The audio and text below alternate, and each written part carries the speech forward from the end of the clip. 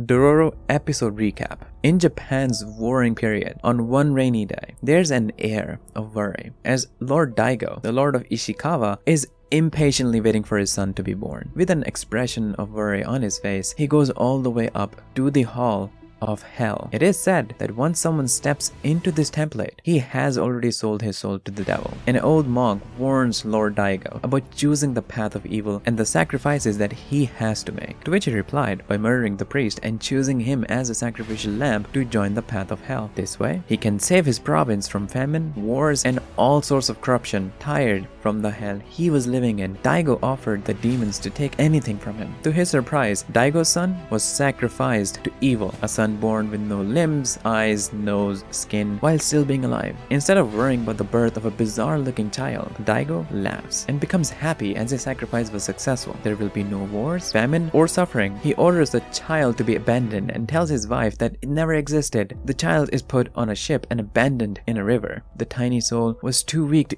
even cry. 16 years later, we are introduced to a young child selling some precious items. The kid's name is Dororo. She is quickly surrounded by a group of bandits that are accusing the poor kid of theft. Dororo immediately runs away from the sticky situation. On the other hand, we see a masked boy walking casually as he saved another kid's life. Dororo finally runs away from the bandits and now he's arguing with the stray dog, not giving it food to eat. The bandits lift the dog and threaten to harm it. Dororo quickly losing calmness and gets beaten by the bandits, but she chooses not to give up as she pisses them off to their breaking point. Now, the bandit leader shoves Dororo's face into the river, trying to kill her. This is where they see the masked man staring straight into the river, looking at an evil spirit. The bandit leader is attacked by a pile of garbage that sucks him into the river. It catches Dororo, but the masked man saves him by using his prosthetic arm made of the sword. The masked man catches Dororo, puts him in a safe spot, and proceeds to fight the demon gorgeously. The garbage demon is unable to match the masked man's speed. By cutting the bridge where both entities are fighting, the masked man finally beats the demon by making it fall into the sea from a height. Dororo picks the masked man's hands and puts them back into his arms. While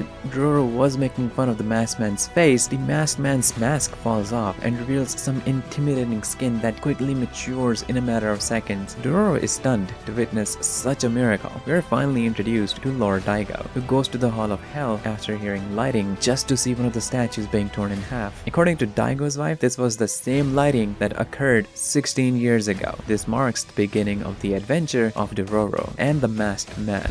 The video ends here. Please subscribe to my channel if you enjoyed the video and you wish to be updated when I upload future videos.